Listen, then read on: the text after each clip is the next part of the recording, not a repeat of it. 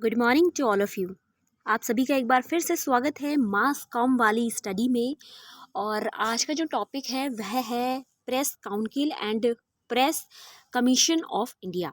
ये बहुत ही ज़्यादा इम्पॉर्टेंट टॉपिक है। इसमें हमेशा यूजीसी नेट जेआरएफ हो या फिर आप अगर यूजी कर रहे हो या आप पीजी कर रहे हो, आप कोई भी कोर्स कर रहे हो तो उसमें इससे रिलेटेड हमेशा जो है क्वेश्चंस वगैरह आते रहते हैं।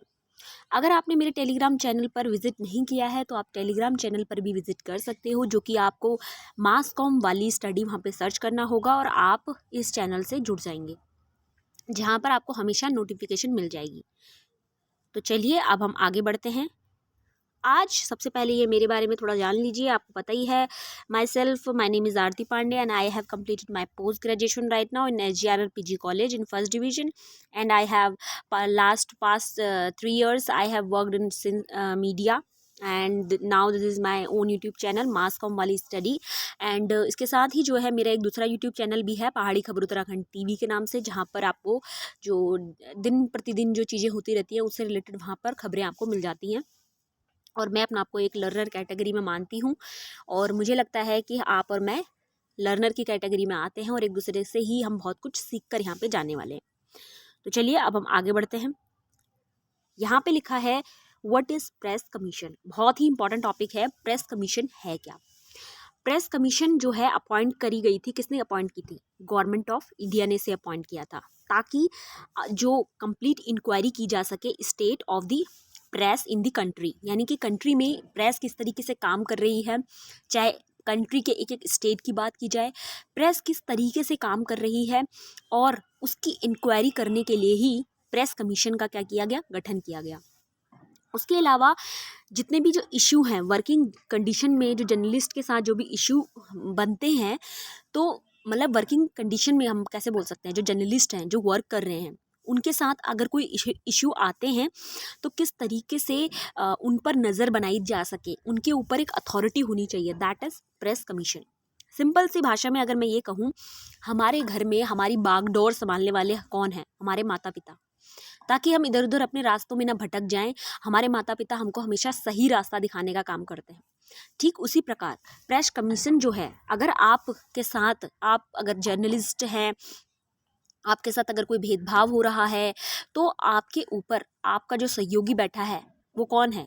Press commission. ठीक है। अब पहली जो चेयरमैन रहे हैं यहाँ पर वो कौन है? जस्टिस राध्या अध्यक्षा। ठीक है, ये क्वेश्चन आया ही है यूजीसी नेट जेआरएफ में। Who is the chairman of first press commission? तो आप बोलोगे जस्टिस जीएस राधा अध्यक्षा, जिनको अपॉइंट किया गया था सितंबर 23, 1952 में इन्हें अपॉइंट किया गया था।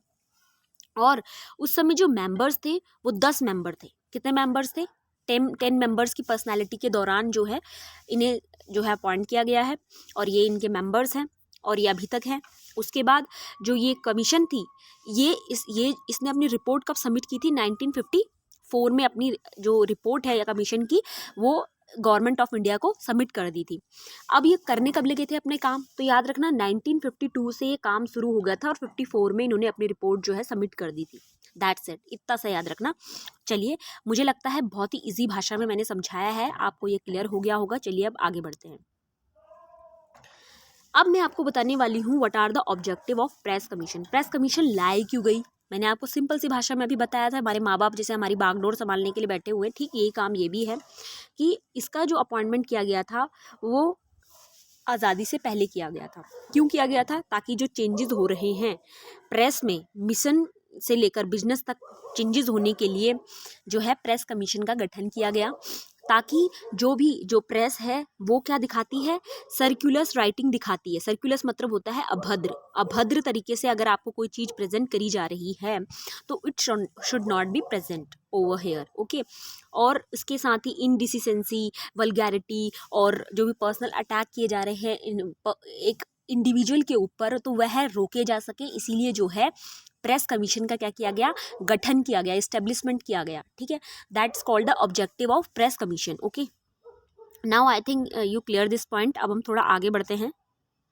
ओके हाँ, अब मैं आपको बताने वाली हूँ, ये बहुत ही इंपॉर्टेंट पॉइंट है, बहुत ही ज़्यादा इंपॉर्टेंट पॉइंट है।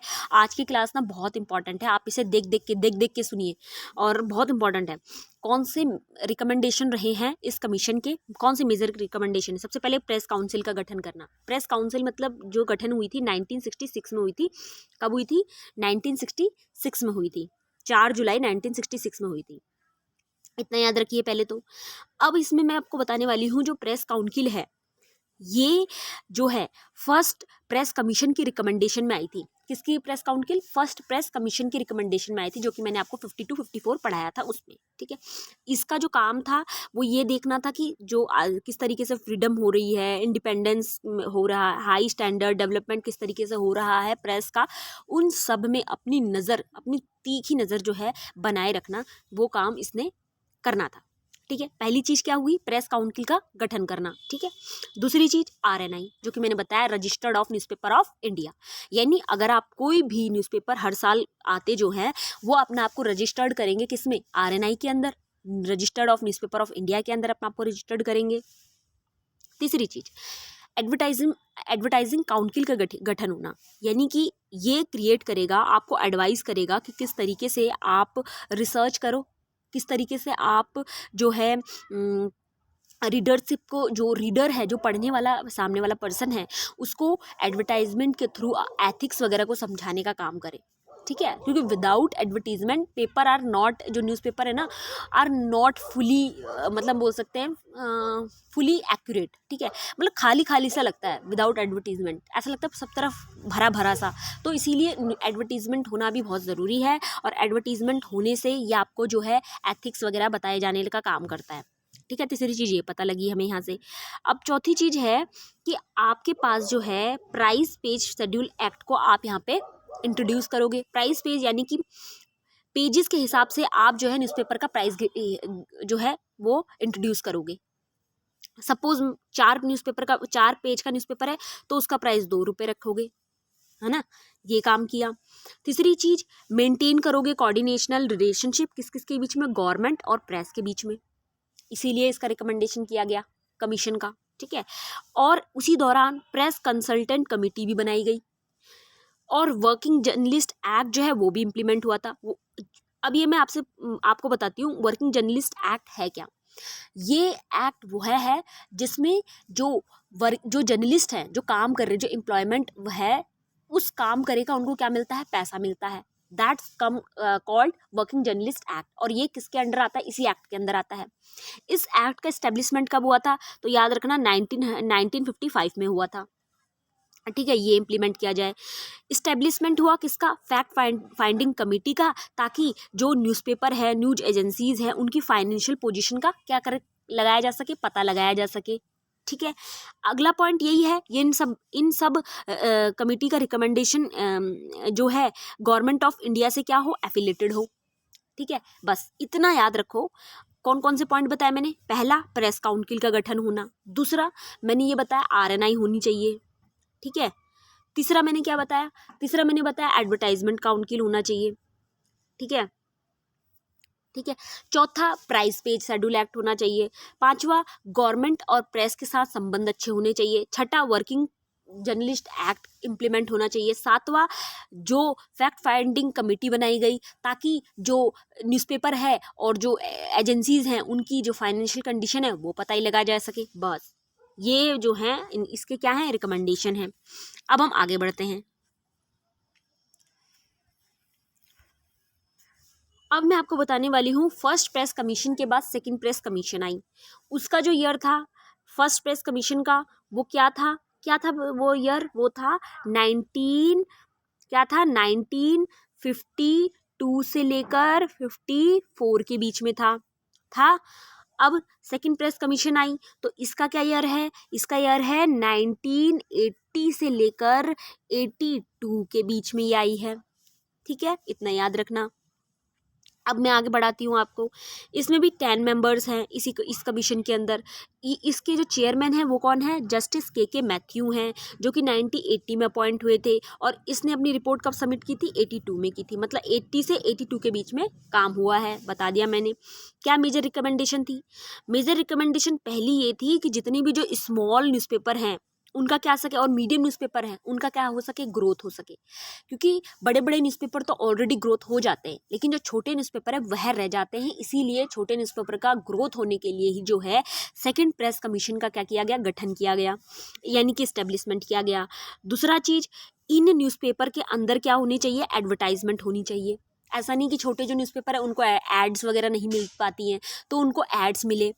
तीसरी चीज़, जो बाहर की जो फॉरेन कैपिटल्स हैं वो उन पे इम्पैक्ट ना करे इस छोटी इंडस्ट्रीज़ पे। अब फॉरेन कैपिटल में क्या, उनसे जैसे जो हमारे बाहर के देश हो गए, अमेरिका, ऑस्ट्रेलिया, अंटार्कटिका, है ना, ये लोग अगर कोई न्यूज़ एजेंसी लेके आते हैं और हमारे भारत में लेके आते हैं, तो फिर ये जो छोटी न्यूज़ एजेंसीज़ हैं ये तो ऑलरेडी बंद हो जाएंगी। तो ये बंद ना हो, इसीलिए ये भी चीज़ें नहीं होनी चाहिए।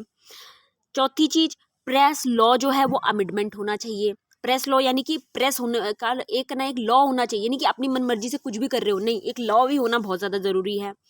PIB यानी होता है प्रेस इंफॉर्मेशन ऑफ ब्यूरो, ठीक है, जो कि इस्टेब्लिश्ड कब हुआ था, 1919 में इस्टेब्लिश्ड हुआ था। कब हुआ था, 1919 में इस्टेब्लिश्ड हुआ था। इसको क्या करना है, रिकॉन्स्टिट्यूटेड किया जाना चाहिए, ठीक है। Government should appear a stable advertisement policy, government जो है एक स्टेबल एडवर्टाइजमेंट पॉलिसी भी लाए उसके अंदर, ठीक है। MTRP जिसकी फुल फॉर्म है monopolies and restricted trade practice act, जो कि आया था 1969 में। अब इस मोनोपोली का मतलब क्या है, इस मोनोपोली का मतलब है कि वन हैंड पे, यानी वन हैंड के ऊपर ही जो है, एक हाथ के ऊपर, एक हाथ के पास सब सारी ताकत होना, और वो काम यहाँ पे नहीं होना चाहिए। जैसे गूगल है, गूगल के पास क्या क्या चीज़ें हैं, बहुत सारी चीज़ें हैं, गूगल मीट है, फेसबुक है, व्हाट्सएप है, ट्विटर है, और ये सारी चीज़ें इसके अंदर आती हैं। तो ऐसा काम यहाँ पर नहीं होना चाहिए, मोनोपोली नहीं होनी चाहिए, काम जो है एक्यूरेट होना चाहिए, ठीक है। चौथी लास्ट वन चीज़, डीलिंक नहीं होना चाहिए बिजनेस कंसर्न के साथ। डीलिंक कैसे, जैसे आप किसी न्यूज़ एजेंसी में काम कर रहे हो, आप सोच रहे हो मैं मल्टीटास्किंग बन जाता हूँ, मैं अपनी फील्ड में बनोगे तो कोई बात नहीं है, अपनी फील्ड में आप कर सकते हो। अगर आप न्यूज़ एंकरिंग कर रहे हो, न्यूज़ एंकरिंग के साथ रिपोर्टिंग भी कर रहे हो, वॉइस ओवर भी दे रहे हो, तो दैट्स इट, कोई बात नहीं, अपनी फील्ड में करो। दूसरी डीलिंग करने का मतलब है कि आप दूसरी फील्ड के साथ अपने लिंक नहीं बना सकते।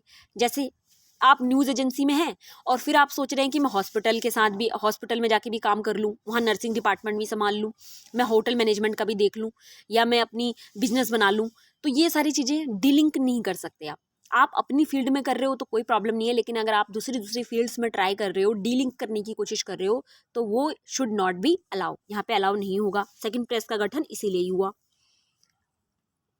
इतना इजी समझाया है, मुझे लगता है समझ में आ गया होगा। आज की क्लास बहुत इंपॉर्टेंट है, बहुत बहुत बहुत इंपॉर्टेंट है। सबसे चीज़ें अगली है प्रेस काउंसिल ऑफ इंडिया। अब काउंसिल आ गए, इससे पहले कमीशन पढ़ाया था मैंने, अब काउंसिल आ गए। काउंसिल का गठन मैंने क्या बताया था, 4 जुलाई 1966 में बताया था। अब इसमें क्या है, ये इंडिया में क्यों आई, ताकि सुप्रीम पावर मिल सके मीडिया को क्या मिल सके, मतलब इस बोलने का अधिकार मिल सके मीडिया को, ठीक है। अब इसका एस्टेब्लिशमेंट क्यों हुआ था, 4 जुलाई 1966 में इसका एस्टेब्लिशमेंट हुआ था। ये फंक्शनिंग में कब आई, फंक्शनिंग में आई 16 नवंबर को। कब आई, 16 नवंबर 1966 में ही आई, ठीक है। जुलाई से सीधा नवंबर में आई फंक्शनिंग में। अब इस दिन जो है एक डे बनाया जाता है, जो कि UGC नेट हमेशा पूछ लेता है कि कब सेलिब्रेट किया जाता है, तो याद रखना नेशनल प्रेस डे जो है वो 16 नवंबर को मनाया जाता है। अब जो 2015 से लेकर अभी टिल नाउ तक जो वो हैं चेयरमैन है यहाँ के काउंसिल के नॉट कमीशन, काउंसिल के कौन है, वो है जस्टिस चंद्रमौली प्रसाद है। इससे पहले कौन है, इससे पहले जो है वो है आपके जस्टिस मार्कंडे काटजू जी, ठीक है। और ये प्रेस काउंसिल क्यों आई, किसके रिकमेंडेशन में आई, ये आई फर्स्ट प्रेस के रिकमेंडेशन में। फर्स्ट प्रेस कब आया था, 52 से 54 के बीच में, जो मैं पहले ही बता चुकी हूँ। आगे बढ़ते हैं। अब देखिए यहाँ पे बहुत ही इंपॉर्टेंट लिस्ट आपको दी हुई है, बहुत इंपॉर्टेंट लिस्ट है, जो कि आपको प्रेस काउंसिल की पूरे कब से लेकर कब तक कितने बने हैं, टोटल 10 बने हैं, 10 बने हैं। 10 में से सबसे पहले नंबर पे आपके मौदुलकर जी आते हैं, जो कि 66 से 68 के बीच में आते हैं। अयंगर जी आते हैं 68 से 76 के, ग्रोवर जी आते हैं 79 से 85 के बीच में, एन सेन जी आते हैं 79 से 85 के बीच में, सारिक्रिया आते हैं 89 से 95 के बीच में, सावंत जी आते हैं 95 से 201 के बीच में, रेड्डी जी आते हैं 2001 से 5 के बीच में, रे जी आते हैं 5 से 11 के बीच में, काटजू जी आते हैं 11 से 15 के बीच में, प्रशांत जी आते हैं, प्रसाद जी 2015 से। ठीक है, अब इसकी ट्रिक बताऊं कैसे याद करना है इसे। ट्रिक ट्रिक ट्रिक यानी कि मास कॉम वाला बच्चों की ट्रिक। देखो, मुआदुलकर मतलब हो गया मुंह धोकर, मुंह धोकर अय्यर जी ग्रोवर के साथ संग, सैन मतलब हो गया साथ, के साथ सरकारी कॉलेज में गए, जहां पर उनकी मुलाकात सावंत से हुई और उन्होंने बोला कि यार रेडी हो जाते हैं। क्या हो जाते हैं? रेडी हो जाते हैं जीएन रे से मिलने के लिए, जीएन रे से मिलने के लिए, जो कि अपने घर में क्या बना रहा है? काजू बना रहा है और प्रसाद बना रहा है। कितनी इजी है। मुंह धोकर अय्यर जी ग्रोवर के साथ सरकारी कॉलेज में गए, सरकारी कॉलेज में सावंत से बोला कि सावंत चल रेडी होते हैं और कहाँ चले जाते हैं? रे से मिलने चलते हैं। रे जो है आज क्या बना रहा है? काजू और प्रसाद बना रहा है, काजू और प्रसाद बना रहा है। मुझे लगता है इतनी इजी ट्रिक है ये, आपकी मास कॉम वाली स्टडी की ट्रिक है। कौन है? मास कॉम वाली स्टडी की ट्रिक है। तो याद हो जाना चाहिए कि मुंह धोकर अय्यर जी ग्रोवर के साथ से याद रखना सैन है, ठीक है, के साथ सरकारी कॉलेज में गए। सरकारी कॉलेज में गए तो वहाँ देखा कि सावंत जी से मिले और बोला कि चलो रेडी हो जाते हैं भाई, कि हम लोग कहाँ जा रहे हैं? रे के यहाँ जा रहे हैं। आज रे भाई साहब क्या बना रहे हैं हमारे लिए? आज हमारे लिए रे भाई साहब काजू और प्रसाद बना रहे हैं। तो चलो, कितनी इजी ट्रिक है ना, याद होगी। आगे बढ़ते हैं।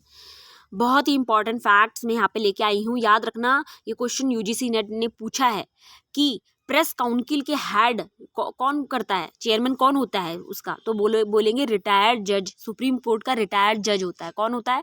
सुप्रीम कोर्ट का रिटायर्ड जज जो होता है वो प्रेस काउंसिल का चेयरमैन होता है। अभी अगर हम किसको छोड़ के, एक्सेप्ट जो फर्स्ट चेयरमैन रह चुके हैं, बस केवल उनको छोड़ के बाकी जितने जो लोग हैं वो रिटायर्ड जज अगर होते हैं तो वो जो है आपके बने हैं, बस इनको छोड़ के, क्योंकि ये रिटायर्ड जज नहीं थे।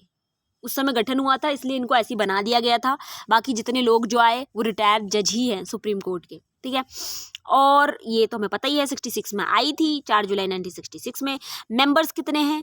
तो ध्यान से देखिएगा, गौर से देखिए मेंबर्स कितने हैं, याद रखिए।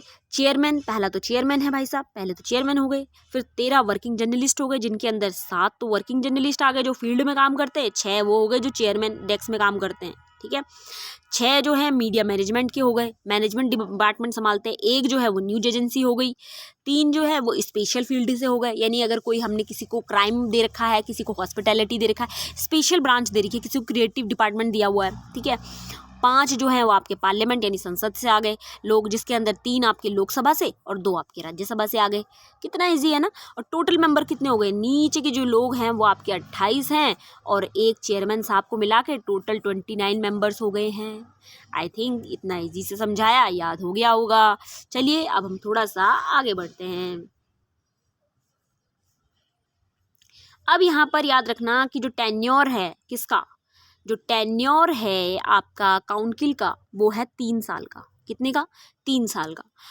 फिर क्या हुआ, ये काउंसिल चल तो रही थी, फिर रिकंस्टिट्यूट हुई लास्ट में। वो कब हुई? वो आपकी 22 मई 2001 में हुई है। 1966 से सीधा 2001 में क्या हो गई? रिकंस्टिट्यूटेड हो गई। अब ये क्लास आपको कैसी लगी वो आप मुझे डेफिनेटली कमेंट बॉक्स में बताइएगा और विजिट कीजिएगा टेलीग्राम चैनल में मास कॉम वाली स्टडी में, और यहाँ पे आपको अप टू डेट जो है मिलती रहा करेगी। तो कैसी लगी क्लास कमेंट बॉक्स में ज़रूर बताइएगा। तब तक के लिए फिर मिलेंगे, तब तक के लिए बाय बाय और टाटा, सी यू।